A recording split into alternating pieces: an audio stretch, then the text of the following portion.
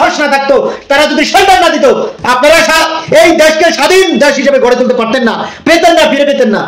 আসসালামু আলাইকুম রহমতুল্লাহ। খুব মনে বড় ব্যথা নিয়ে, কষ্ট নিয়ে আপনাদের সাথে কিছু কথা বলতে এসেছি। আমরা যারা ছাত্র ছাত্রী ভাই বোনেরা আছেন বাংলাদেশের, প্রতিটি ছাত্র ভাইদের জন্য এই মেসেজটুকু আমি দিতে চাই যে আমাদের এই তোফাজ্জল হোসেন ভাইকে আপনারা কেন এইভাবে, একজন ভারসাম্যহীন মানুষ, যার মা নেই, বাবা নেই, ভাই নেই, বোন নেই, আত্মীয় বলতে কেউ নেই, সে দুনিয়াতে মানে বেঁচে থাকার চেয়ে না বেঁচে থাকাটাই সবচেয়ে বেটার, কিন্তু এমন একটা মানুষকে আপনারা আপনাদের হোটেলে বাতের রুমে নিয়ে আপনারা এইভাবে একটা মানুষকে এভাবে খুন করে ফেলছেন, ভাত খাওয়াইছেন, আবার বলছেন কেমন হয়েছে ভাতটা একটু বলো, ও বলছে যে আলহামদুলিল্লাহ ভালো হয়েছে। এই যে আল্লাহর শুকরিয়া আদায় করছে সে, আপনারা কি করলেন? তার শুকরিয়ার নামে কি করলেন আমাকে একটু বলেন, জবাবদিহি করেন আপনারা। আপনাদেরকে তো আসলে আপনাদের মধ্যে এত আলো, এত জ্ঞান, আপনাদেরকে কেন আপনাদেরকে পড়াশোনা করাচ্ছে? আপনার তো একজন এক মায়ের এক বাবার বিভিন্ন বাবারের আপনার সন্তান হয়ে কিভাবে পারলেন আপনারা এই ভাইটিকে এভাবে অজরে মেরে ফেলতেন? এভাবে অযথা একটা মানুষকে খুনের দায়ী করে পিটাতে মেরে ফেলতে পারছেন কেন? আইন ছিল, বাংলাদেশে আইন আছে, আপনি আইনের হাতে তুলে দিতেন, আইন যা করেন আইনের গতিতে করতো। আপনারা কেন করলেন? আপনাদের আইন আপনারা কেন হাতে তুলে নিলেন? আমরা তো আপনাদেরকে অনেক বিশ্বাস করি, আপনারা ছাত্র সমাজ আজকে দেশটাকে স্বাধীন করেছেন সবার সহযোগিতায়, শুধু আপনাদের সহযোগিতা আপনারা দেশটা স্বাধীন করতে পারেননি। কিন্তু আমাদের প্রবাসীরা যারা আছি, তাদের যদি সহযোগিতা না থাকতো, তাদের যদি শক্তি না থাকতো, তাদের যদি ক্ষমতা না থাকতো, তাদের যদি সাহস না থাকতো, তারা যদি সম্মান না দিত, আপনারা এই দেশকে স্বাধীন দেশ হিসেবে গড়ে তুলতে পারতেন না, পেতেন না, ফিরে পেতেন না। কি করলেন? এটা আশা করছি আপনাদের কাছে।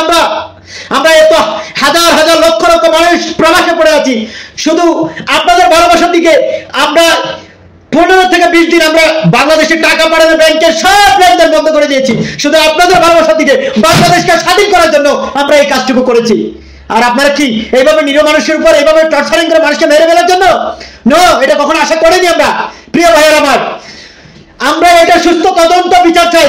আমাদের ডক্টর ইউনূস স্যার বাংলাদেশের বর্তমানে যিনি গভর্নর আছেন, আপনাকে একটা কথা বলে, এটা সুস্থ বিচার করে আপনি দেখিয়ে দিবেন যে না, বাংলাদেশ আইনের আওতায় সবাইকে আসতে হবে। সে অন্যায়, সে নিজে হোক পরের হোক, আইনের গতিতে চলবে। আইন সবার জন্য সমান অধিকার। একটা মানুষের যার মা নেই, বাবা নেই, ভারসাম্যহীন একজন মানুষকে এভাবে মারে ফেলাটা আপনাদের মতে বোন নেই, পরিবার নেই, সেই মানুষটা কেমন কষ্টের মধ্যে আছে, আর সেই মানুষটাকে আপনার কিভাবে জানোয়ারের মতো পিটিয়ে হত্যা করছে, এটা কি আপনারা করতে বললেন?